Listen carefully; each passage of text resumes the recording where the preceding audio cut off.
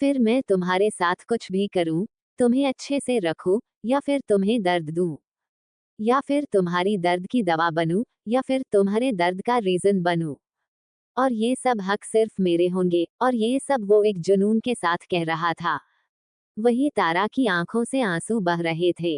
वो कुछ बोलना चाहती थी, लेकिन वह डर रही थी कि एकांश का कुछ पता नहीं है, और उसका गुस्सा भी बहुत खतरनाक है। क्या पता अगले पल वह तारा को कौन सी पनिशमेंट दे दे, या फिर तारा के साथ कौन सी हरकत कर दे। और तभी एकांश तारा की आंखों में आंसू देखकर उसे एक झटके के साथ छोड़ देता है। उसे तारा की बात थोड़ी भी पसंद नहीं आई थी। उसे तारा की बात सुनकर बहुत ज्यादा गुस्सा आ गया था। इसलिए वह गुस्से से तारा को वहीं पर छोड़कर पलट गया और वॉशरूम से बाहर जाने लगा। लेकिन वॉशरूम के दरवाजे के पास पहुंचकर वह बिना पलटे ही बोला, डॉल जल्दी तैयार हो जाओ, वरना मजबूरन मुझे तुम्हें नहलाना होगा और तुम्हें तैयार करना होगा। फिर वह अपने गुस्से को कम करते हुए अपने चेहरे पर एक डेविल स्माइल करते हुए पलटा और तारा का चेहरा देखकर बोला, बेबी डॉल क्या मैं तुम्हें नहाने में मदद कर दूं? वही तारा जो एकांश से इतना डर रही थी और उसे एकांश की हरकत से और एकांश की बातों से बहुत ज्यादा दुख हुआ था। वह अभी सुन्ना सी ऐसे ही बाथटब में बैठी हुई थी। तभी उसके कानों में एकांश की आवाज पड़ती है तो वह जल्दी से खुद को संभालते हुए एकांश की ओर नजरें करते हुए बोली, नहीं मैं खुद नहा लूंगी और तैयार होकर बाहर आ जाऊंगी। आप आप जाए। वह सब कुछ डरते हुए ही बोल रही थी। उसे पता था अगर एकांश चाहेगा तो वह उसे नहला कर ही रहेगा। तारा को पता था कि एकांश किसी की नहीं सुनता है, वह सिर्फ अपनी मन की और अपनी मर्जी ही करता है। वही तारा का डर देखकर एकांश बोला, गुड गर्ल। इतना बोलते हुए वह वॉशरूम से बाहर निकल गया और दरवाजा बंद कर दिया और एकांश क्लोजेट में जाकर कपड़े चेंज करने लगा। वही तारा अभी बाथटब में बैठी हुई थी। उसके रुके हुए आंसू अब बह रहे थे। वह अपने मुंह पर हाथ रखकर धीरे धीरे सिसकने लगती है। तारा एक ऐसी लड़की थी जिसने कभी दुनियादारी देखी ही नहीं थी और कभी उसने बहुत ज्यादा लोग एक साथ तो देखे भी नहीं थे। वह अगर ज्यादा लोगों को देख ले तो भी वह बहुत ज्यादा डर जाती है और कांपने लग जाती है। लेकिन अब वह एकांश कैद में आ चुकी थी और उसे एकांश से डर भी बहुत लगता था। एकांश का कुछ भरोसा ही नहीं, वह उसे क्या पनिशमेंट दे या उसके साथ कैसा बर्ताव करें। तारा को कुछ बोलने का अब तो कोई हक भी नहीं था। शायद तारा को एकांश की बातों से बहुत ज्यादा बुरा लगा था और उसे बहुत ज्यादा रोना भी आ रहा था। लेकिन वह थोड़ी देर रोकर खुद को संभालती है और जल्दी जल्दी नहाकर वहां पर पड़ा हुआ बाथरोब पहनकर बाहर आ जाती है। वही एकांश बेड पर बैठा हुआ था और वह अपने गुस्से को खुद के अंदर ही समेटने की कोशिश कर रहा था और उसने काफी हद तक खुद को शांत कर भी लिया था। तभी उसके फोन में कुछ मैसेज आते हैं और वह अपना फोन उठाकर उसमें देखने लगता है। अभी थोड़ी ही देर हुई थी वह अपने फोन में देख रहा था। तभी वॉशरूम का दरवाजा खुलने की आवाज आती है और तारा जिसने बाथरोब पहना हुआ था जो कि उसके घुटनों तक ही आ रहा था, वो उसके घुटनों से नीचे था और तारा के पैर काफी खूबसूरत और गोरे थे, वह साफ साफ दिख रहे थे। और तारा बाथरोब को नीचे करने की कोशिश कर रही थी। तारा के सारे बाल गीले थे और उसके बालों से पानी टपक रहा था। तारा का रंग गोरा था। वो अभी नहा कर ही निकली थी, इस वजह से उसके गाल भी हल्के हल्के गुलाबी हो गए थे। वो डरते डरते ही वॉशरूम से बाहर निकली और मिरर के पास आ गई। तारा एक नजर एकांश को देखती है और फिर वह आगे बढ़ने ही वाली थी कि तभी एकांश तारा को देखकर खड़ा हो गया और उसकी तरफ बढ़ने लगा। वही एकांश को अपनी तरफ आता हुआ देखकर तारा की धड़कन एकदम से ही बढ़ गई। उसकी सांसें एक पल के लिए तो रुक ही गई, लेकिन वह खुद को संभालती है और वह अपने कदम आगे बढ़ाने ही वाली थी कि तभी एकांश आकर तारा रोक लेता है और उसकी कमर पर हाथ डालकर पीछे से ही तारा को पूरी तरह से अपनी बाहों में भर लेता है। वही तारा तो एकांश को इतना करीब महसूस कर ही कांप गई। तारा कभी किसी के भी करीब नहीं गई थी। करीब जाना तो दूर, उसने कभी किसी लड़के की तरफ नजरें उठाकर भी नहीं देखा था। वही एकांश तारा को पूरी तरह से अपनी बाहों में भर लेता है और उसके बालों को उसके कंधे से आगे की ओर कर देता है। और तारा के कंधों पर अपना चेहरा रख लेता है। वही तारा की आंखों में हल्की नमी आ गई थी। वह सिर नीचे झुकाए हुए ही खड़ी थी। वही एकांश तारा को अपने जितने करीब कर सकता था उसने उतना करीब करता है और पूरी तरह से उसे अपनी बाहों में जकड़ लेता है। और फिर मिरर में देखते हुए ही बोला, बेबी डॉल देखो सामने हम दोनों कितने खूबसूरत लग रहे हैं। वही तारा की तो नजरें उठाने की भी हिम्मत नहीं थी। वह अभी भी नजरें जमीन में गाए ही खड़ी थी और तारा की बॉडी से आने वाली फ्रेग्रेंस को एकांश स्मेल करने लगता है। उसे तारा से बहुत ही ज्यादा मदहोश कर देने वाली खुशबू आ रही थी। एकांश तारा के कंधों से अपना चेहरा हटाकर सामने देखता है, लेकिन तारा अब भी नजरें नीचे गड़ाए हुए ही थी। तो वह हल्का मुस्कुराते हुए तारा के कंधों पर अपने होंठ रख देता है। वही तारा इस एहसास को और एकांश के होठों को अपने कंधों पर महसूस करके ही उसके रोंगटे खड़े हो चुके थे। तारा एकांश की बाहों से खुद को छुड़ाने की कोशिश करती है। तारा को पता नहीं था, लेकिन एकांश के होंठ जो तारा के कंधों पर जो मोहर लगा रहे थे और जो शरारत कर रहे थे, उससे तारा बॉडी में कुछ कुछ हो रहा था। शायद तारा इन एहसासों से कभी मिली ही नहीं थी जो अभी वो फील कर रही थी। लेकिन तारा को कहा यह बातें समझ में आने वाली थी। वही एकांश थोड़ी देर तारा के कंधों पर अपने होंठ रखकर उस पर थोड़ी देर के लिए किस करता है। वही तारा खुद को छुड़ाने की बहुत कोशिश करती है, लेकिन सब बेकार। इतना आसान कहा था एकांश की मर्जी के बिना उसका खिलौना उससे दूर जाए।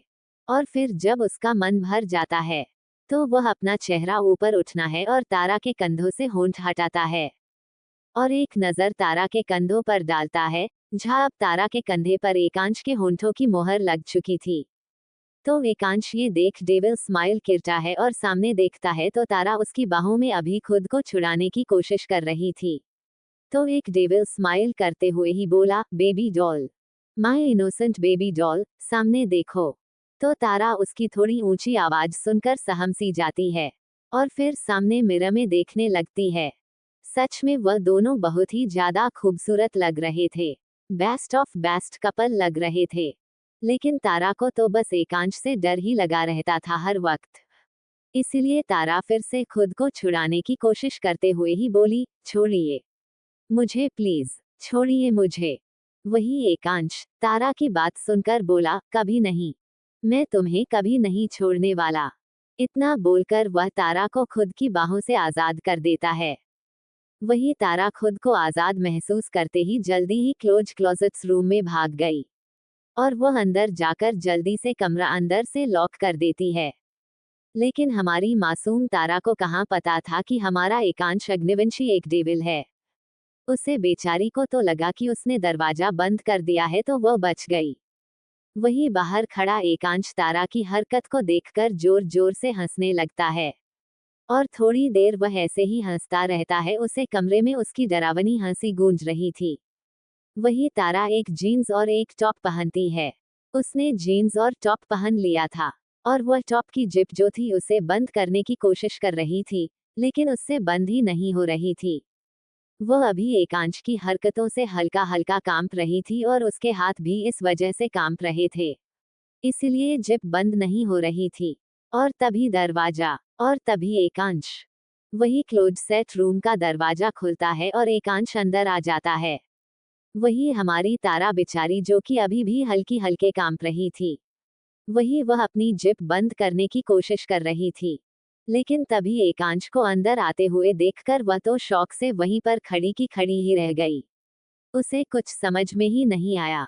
वह तो अभी भी हैरानी से दरवाजे को ही देख रही थी कि उसने तो दरवाजा बंद किया था तो वो दरवाजा खुला कैसे। लेकिन उसे कहाँ पता था कि हमरा एकांश का राज पूरी दुनिया पर चलता है तो ये मामूली दरवाजा क्या चीज है। तभी एकांश धीरे धीरे तारा की ओर बढ़ने लगा और तारा एकांश को देखते हुए धीरे धीरे पीछे जाने लगी और वह पीछे दीवार से लग गई। वही एकांश तारा को देखकर डेविल स्माइल करते हुए तारा के एकदम करीब आ गया। एकांश तारा पर हल्का सा झुक गया। वही तारा की आंखों में डर साफ दिखाई दे रहा था। तारा अपने जीन्स को अपनी मुट्ठी में भर लेती है और अपनी नजरें नीचे कर लेती है। तभी एकांश एक झटके से तारा को पलटता है अब तारा का चेहरा दीवार की ओर था और तारा की खुली पीठ एकांश की नजरों के सामने, क्योंकि अभी भी तारा के टॉप का जिप खुला हुआ था। वही एकांश तारा की पीठ को देखकर एक दो पल के लिए देखता रहता है और फिर उसे तारा की पीठ पर अपना हाथ रखकर उस पर अपना हाथ फिराने लगता है। वही तारा तो एकदम से ही शॉक हो गई थी। उसे हर बार एकांश से झटका ही मिलते थे। तभी तारा खुद को संभालती है और जल्दी से पलटने के लिए मुड़ती है, लेकिन एकांश उसकी कमर पर अपना एक हाथ रख देता है और उसे पलटने से रोक देता है। फिर वह तारा के पीठ पर अपना हाथ चलाते हुए हल्के से झुककर उसकी पीठ पर एक किस करता है और तारा के टॉप की जीप बंद कर देता है। वही तारा खुद को एकांश पकड़ से छूट गई थी। तारा जल्दी से पलटकर एकांश के चेहरे को देखने लगती है। तभी एकांश उसकी कमर में अपना हाथ डालकर उसे बेहद करीब कर लेता है।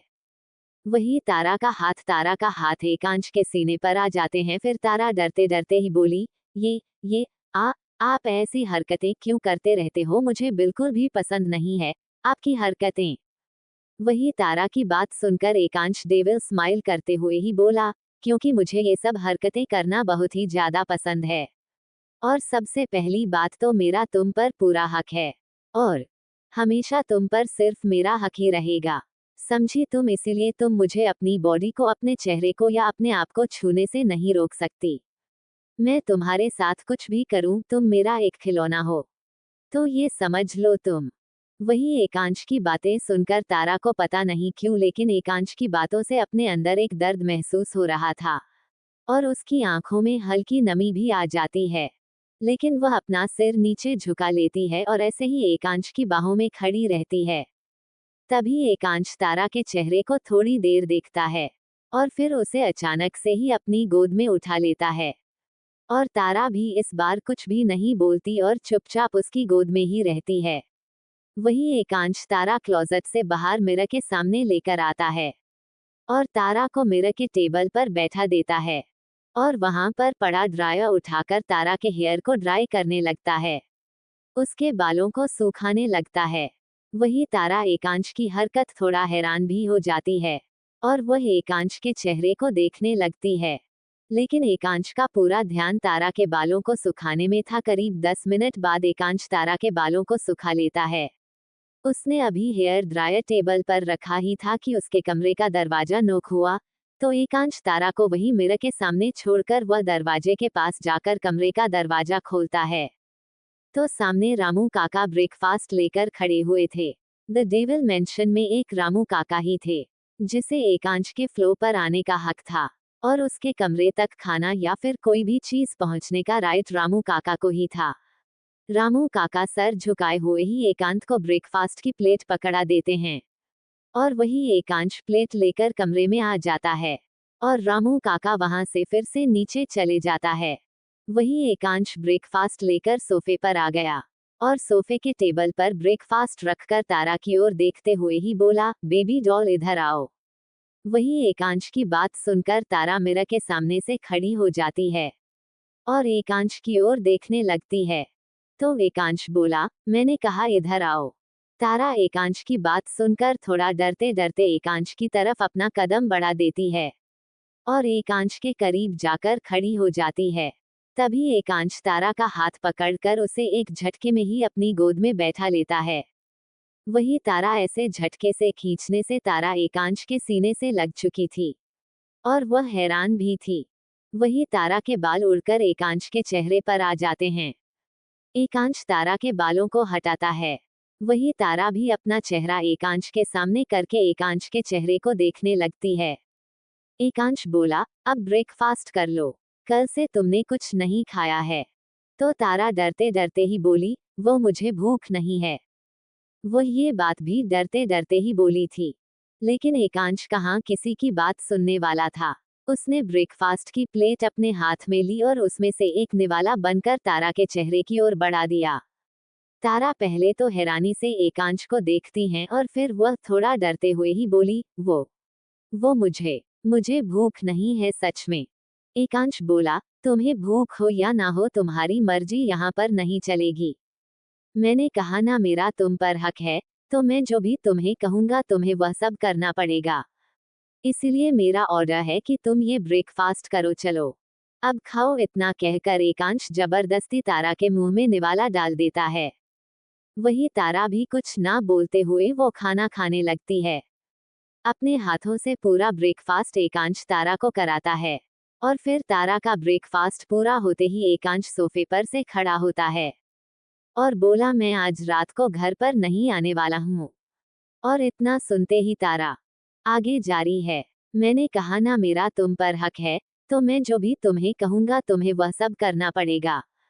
इसलिए मेरा ऑर्डर है कि तुम ये ब्रेकफास्ट करो, चलो अब खाओ। इतना कहकर एकांश जबरदस्ती तारा के मुंह में निवाला डाल देता है। वही तारा भी कुछ ना बोलते हुए वो खाना खाने लगती है। अपने हाथों से पूरा ब्रेकफास्ट एकांश तारा को कराता है और फिर तारा का ब्रेकफास्ट पूरा होते ही एकांश सोफे पर से खड़ा होता है और बोला, मैं आज रात को घर पर नहीं आने वाला हूँ। और इतना सुनते ही तारा वही तारा एकांश की बात सुनकर बोली, लेकिन आप कब तक आएंगे? तारा के मुंह से अटक अटक कर वर्ड्स निकल रहे थे। मुझे इस कमरे में अकेले अकेले डर लग रहा है। मुझे अपने घर जाना है, प्लीज आप मुझे अपने घर जाने दीजिए ना। वह इतना ही बोली थी कि एकांश तारा के पास चलकर आता है और उसके दोनों कंधों से उसे कस के पकड़कर उसकी आंखों में आंखें डालकर बोला, तुम्हें मैंने एक बार बोल दिया ना कि तुम अब यहाँ से कहीं नहीं जा सकती हो और तुम्हें मेरे करीब ही रहना होगा, समझ गई तुम भी? एकांश ने ये साव बेट गुस्से से बोली थी। तारा एकांश के सडन रिएक्शन से डर कर सहम गई थी। उसे एकांश से अब से डर लग रहा था, फिर भी वह थोड़ा डरते डरते ही बोली, लेकिन मुझे इस कमरे में अकेले अंधेरे से बहुत बहुत ज्यादा डर लगता है। अब उसकी आंखों में आंसू आने लगे थे। वही एकांश उसके आंखों में आंसू देखकर थोड़ा गुस्सा शांत करते हुए ही बोला, ठीक है फिर मैं आज रात को वापस आ जाऊंगा और तब तक तुम इसी कमरे में शांति से रहो और कहीं भी जाने की कोशिश मत करना। वैसे भी तुम कहीं जहां ही नहीं पाऊंगी और इस रूम में टीवी है तो तुम देख सकती हो और अपना टाइम पास कर सकती हो, बाकी तुम्हारी मर्जी। वही एकांश की बात सुनकर तारा सिर्फ अपना सिर हिला देती है। वही एकांश मुस्कुराता है और फिर तारा के करीब जाकर उसके बालों पर किस करके पीछे हटकर कमरे के दरवाजे की तरफ बढ़ गया। एकांश ने 3 पीस सूट पहना हुआ था, जेल से सेट बाल, परफेक्ट बॉडी, हल्की set beard, handsome and hot. और एकांश आज वो कहर ढा रहा था। वही तारा अभी वहीं पर ही खड़ी थी और वह एकांश को जाते हुए ही देख रही थी। वही एकांश कमरे से बाहर निकल गया और नीचे हॉल में आ गया। वहीं नीचे सारे सर्वेंट काम कर रहे थे। वहीं पर ही एक औरत जिसका नाम मनीषा जी था, वह भी डाइनिंग टेबल पर ब्रेकफास्ट सर्व करने में हेल्प कर रही थी। मनीषा जी एकांश की असली मॉम थी। तभी वहां पर दूसरी औरत आती है जिसका नाम रीना था। रीना जी जो कि एकांश की सौतेली माँ थी, वो एकांश को देखती है तो बोली, अरे एकांश बेटा आओ ब्रेकफास्ट कर लो। वह भी इतना बोली ही थी कि तभी वहां पर राघवेंद्र जी आ जाते हैं।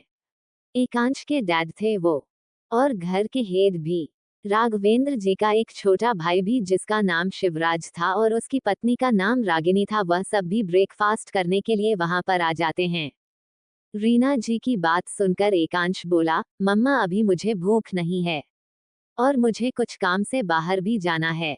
वही मनीषा जी जो कि एकांश की असली माँ थी, वो बोली, एकांश तुम खाना नहीं खाना चाहते तो कोई बात नहीं, लेकिन तुम जो पिछले 5 दिनों से जिस लड़की को घर पर लेकर आए हो और उसे किसी ने भी देखा भी नहीं है, न ही तुमने उसका चेहरा किसी को दिखाया है। सिर्फ रीना दीदी ने ही उस लड़की को पीछे से ही देखा है जब तुम उसे कमरे में लेकर जा रहे थे अपने गोद में उठाकर। तब से 5 दिनों से वह लड़की उस कमरे में ही 5 दिन से बंद है और ना ही तुम उस लड़की को बाहर लेकर आ रहे हो और ना ही किसी को बता दे रहे हो कि वह लड़की कौन है। तो तुम आज हमारे सब के सवालों का ये जवाब देकर जाओ कि वह लड़की कौन है और यहाँ पर क्या कर रही है, और वह भी तुम्हारे कमरे में, और तुमने उसे कमरे में बंद करके क्यों रखा है। आज तुम्हें हमारे सवालों के जवाब दे ही होंगे चाहे कुछ भी हो जाए। वही एकांश मनीष जी की सारी बातें सुनकर उसका गुस्सा बढ़ने लगता है। वह अपनी गर्दन पर हाथ फेरता है और फिर खुद को शांत करने के लिए अपनी आंखें बंद कर लेता है।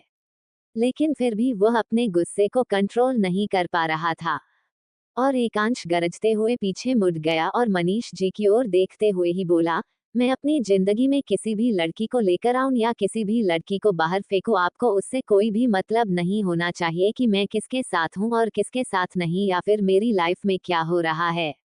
आप बस अपने लाइफ पर ध्यान दो। और आप होती कौन है मुझसे सवाल जवाब करने वाली। वही एकांश की इतनी कड़वे बातें सुनकर मनीष जी पहले तो हैरान हुई, लेकिन फिर उसकी आंखों में एक नमी आ गई। आखिर वह थी तो एक माँ ही, एकांश उसका ही बेटा था। लेकिन फिर वह खुद को संभालती है। और वह भी थोड़ा गुस्से से चिल्लाते हुए बोली, एकांश लिमिट में रो अपनी, और मैं तुम्हारी मॉम हूँ। वही मनीषा जी के मुंह से मॉम शब्द सुनकर एकांश गुस्से से फटने ही वाला था। वह चिल्लाते हुए वह भी बोला, मॉम माय फुट, आपने पहले अपनी हरकतें देखी है। आप खुद को मेरी मॉम कह रही हो। आपको शर्म आनी चाहिए। और आपको पता ही होगा कि मैं आपको अपनी माँ नहीं समझता हूँ। वही रीना जी एकांश की सौतेली माँ थी। वह बोली, एकांश खुद को संभालो, और ये तुम क्या बोल रहे हो, ऐसी बातें करते हैं अपनी मम्मा से। अपनी हद में रहकर बातें करो। एकांश रीना जी की ओर दिखते हुए बोला, माँ अभी आपको भी मैं गलत लग रहा हूँ। वही रीना जी बोली, तुम अपने हिसाब से सही हो सकते हो एकांश बेटा, लेकिन मनीषा दीदी ने जो सवाल पूछा है उसका सही सही जवाब भी दे दो कि वह लड़की कौन है, क्या नाम है उस लड़की का, कहाँ से आई है, और क्यों तुम्हारे साथ है, और तुमने क्यों उस लड़की को एक कमरे में बंद करके रखा है, और क्यों तुम दोनों एक ही कमरे में रह रहे हो, तुमने उसे कैद क्यों किया है। इस सारे सवालों का जवाब दो।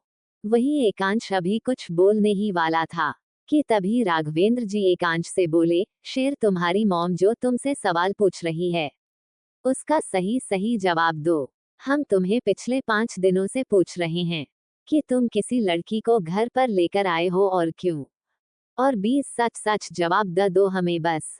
अब हमारे सवाल का जवाब दे दो, फिर हम तुमसे कुछ नहीं पूछेंगे। वही एकांश अपने डैड की बात सुनकर उसकी तरफ पलटते हुए ही बोला। आगे जारी है।